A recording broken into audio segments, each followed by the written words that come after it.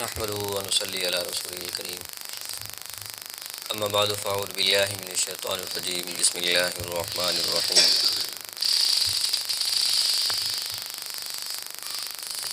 مالک یوم الدین ایاک نعبد و ایاک نستعین روز جزا کا مالک ہے، ہم تیری ہی عبادت کرتے ہیں اور تجھ سے ہی مدد مانگتے ہیں۔ مالک یوم الدین، مالک ملک سے ہے، جس کا معنی ہوتا ہے کسی چیز کا مالک ہونا۔ آدمی جب کسی چیز کا مالک ہوتا ہے تو اس کو اس چیز کے اندر ہر طرح کے تصرف کا تمام حق ہوتا ہے کہ وہ جس طرح چاہے اس چیز کے اندر تصرف کر سکے۔ تو اللہ تعالیٰ فرمایا گیا کہ یوم الدین، قیامت کے دن کے، بدلے کے دن کے، جزا کے دن کے مالک ہیں۔ اگرچہ اللہ تعالیٰ تو دنیا کی ہر چیز کے مالک ہیں، کائنات کے ذرے ذرے کے مالک ہیں، تو یہاں پر صرف جو ہے بدلے کے دن کا تذکرہ فرمایا ہے،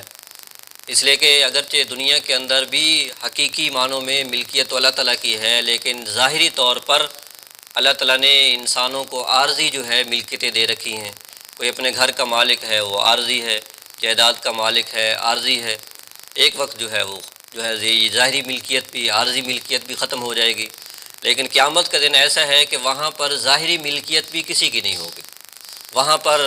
جو ہے وہ ہر تمام امور پر، تمام کائنات پر حقیقی معنوں میں، صحیح معنوں میں جو ہے اللہ تعالیٰ کی ملکیت ہوگی۔ جیسے کہ حدیث پاک کے اندر آتا ہے کہ اللہ تعالیٰ جو ہے وہ زمین کو لپیٹ دیں گے اور آسمان سارے لپٹ کر اللہ کے دائیں ہاتھ کے اندر ہوں گے، تو اللہ تعالیٰ فرمائیں گے کہ اینا ملوک الارض، کہ آج زمین کے بادشاہ کہاں ہیں؟ این الجبارون، کہ زمین کے اندر جو ہے وہ ظلم کرنے والے کہاں ہیں؟ این المتکبرون، زمین کے اندر تکبر کرنے والے کہاں ہیں؟ تو اس دن کون جواب دے گا؟ اس دن خود اللہ تعالیٰ پھر خود فرمائیں گے لمن الملک اليوم الملک للہ الواحد القہار۔ تو اس طرح اس کو مالک ہو تو یہی معنی ہے، اور ایک پڑھا گیا اس کو ملک بھی پڑھا گیا ہے، ملک یوم الدین ایک روایت کے اندر۔ تو ملک کا معنی ہے بادشاہ، تو بادشاہ جو ہے وہ اللہ تعالیٰ ہی ہیں قیامت کے دن کے، اس کا بھی یہی مطلب ہے کہ لمن الملک اليوم، کہ آج کس کی بادشاہت ہے؟ تو خود اللہ تعالیٰ فرمائیں گے کہ للہ الواحد القہار، اکیلے اللہ تعالیٰ کی بادشاہت ہے۔ تو جیسے قل اعوذ برب الناس ملک الناس، کہ جو میں پناہ مانگتا ہوں، قل اعوذ برب الناس لوگوں کے رب کی، ملک الناس لوگوں کے بادشاہ کی، تو وہاں ملک آیا ہے۔ تو یہاں بھی بعض قراء نے ملک پڑھا ہے، ملک یوم الدین اور مالک یوم الدین، تو دونوں پڑھا جا سکتا ہے۔ حرمین کی روایت جو ہے وہ ملک یوم الدین۔ تو اب قیامت کے دن کا اللہ تعالیٰ مالک ہے، تو اس میں انسان کو جو ہے اللہ تعالیٰ نے روز جزا کا تذکرہ فرما دیا تاکہ انسان کا عمل درست ہو جائے،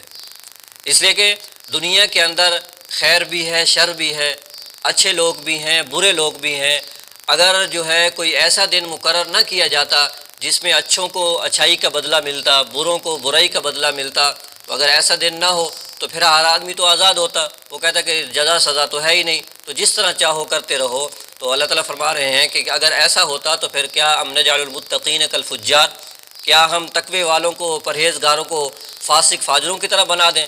ایسا نہیں ہے، یعنی دونوں کے اندر فرق ہے، دونوں کے اندر فرق جو واضح ہوگا وہ قیامت کے دن واضح ہوگا۔ دنیا کے اندر بھی اللہ تعالیٰ جو ہے وہ بعض طور پر انسان کو گناہوں کی وجہ سے کچھ جو ہے انسان پر مصیبت بھیج دیتے ہیں، جزا اور سزا نیک اور برے اعمال پر دنیا کے اندر بھی بسا اوقات مل جاتی ہے، لیکن وہ پوری نہیں ہوتی، وہ صرف اللہ تعالیٰ تھوڑا سا مزہ چکاتے ہیں۔ وَلَنُذِيقَنَّهُم مِّنَ الْعَذَابِ الْأَدْنَىٰ دُونَ الْعَذَابِ الْأَكْبَرِ، کہ بڑے عذاب سے پہلے ہم جو ہے انسان کو چھوٹا عذاب دنیا کے اندر دیتے ہیں کہ شاید جو ہے وہ توبہ طائب ہو جائے، توبہ کر لے۔ تو یہ چھوٹا چھوٹا عذاب، تو چھوٹی چھوٹی مصیبت، چھوٹی چھوٹی پریشانی، یہ اللہ تعالیٰ کی طرف سے انسان کو جو ہے وہ صحیح راستے پر آنے کے لیے ہوتی ہے۔ بہرحال تو بدلے کا دن اللہ تعالیٰ نے اسی لیے قائم فرمایا ہے تاکہ فرق واضح ہو سکے۔ ایاک نعبد و ایاک نستعین، کہ ہم تیری ہی عبادت کرتے ہیں اور تجھ سے ہی مدد مانگتے ہیں۔ ایاک نعبد، عربی کا قاعدہ ہے کہ فعل فاعل پھر مفعول، لیکن یہاں پر مفعول کو مقدم کر دیا ہے حصر پیدا کرنے کے لیے کہ ہم تیری ہی عبادت کرتے ہیں، یعنی تیری عبادت کے ساتھ کسی کو شریک نہیں کرتے۔ امام غزالی رحمہ اللہ فرماتے ہیں کہ عبادت کی کئی قسمیں ہیں، نماز، روزہ، حج، زکوٰۃ، یہ بھی عبادت ہے، اسی طریقے سے حلال کمانا یہ بھی عبادت ہے، رشتہ داروں کے، پڑوسیوں کے، ہمسایوں کے حقوق ادا کرنا یہ بھی عبادت ہے، نیکی کا حکم کرنا یہ بھی عبادت ہے، بری بات سے روکنا یہ بھی عبادت ہے، آپ علیہ الصلوۃ والسلام کی اتباع کرنا یہ بھی عبادت ہے۔ تو ہر قسم کی عبادت جو ہے وہ اللہ کے لیے ہے۔ کسی قسم کی عبادت کے اندر انسان کے لیے کسی اور چیز کا شیبہ نہ ہو، کسی اور کو شریک نہ کرے، کوئی اور غرض نہ ہو، کوئی اور مقصود نہ ہو۔ وَإِيَّاكَ نَسْتَعِينُ، اور ہم تجھی سے مدد مانگتے ہیں۔ اس کے اندر جو ہے انسان کی انتہائی عبدیت کا اظہار ہے، عاجزی کا اظہار ہے کہ ہم جو ہے تیرے علاوہ کسی اور سے مدد نہیں مانگتے، مدد جو ہے وہ صرف اور صرف اللہ ہی سے ہے۔ ایک ہے ما تحت الاسباب مدد، جیسے آدمی بیمار ہو گیا ڈاکٹر کے پاس چلا جاتا ہے، بیماری کے اندر ڈاکٹر سے مدد لے لیتا ہے، یا انسان کو کوئی ضرورت پیش آ گئی ہے، اس ضرورت کے تحت اپنے جو ہے وہ کسی دوست کے پاس چلا گیا، اس سے کوئی مدد لے لی، تو یہ ما تحت الاسباب مدد ہے کہ یعنی جو دوسرے انسانوں کے بس میں ہے، تو اس کے اندر تو جو ہے دوسرے انسانوں سے آدمی مدد لے سکتا ہے۔ ایک ہے ما فوق جو ہے اسباب مدد، کہ ایسے جو کسی کے بس میں ہی نہیں ہے اس طرح سے اس سے مدد مانگی جائے، کہ آدمی جو ہے وہ کسی اللہ والے سے پاس چلا جائے کہ مجھے جو ہے اولاد دے دے،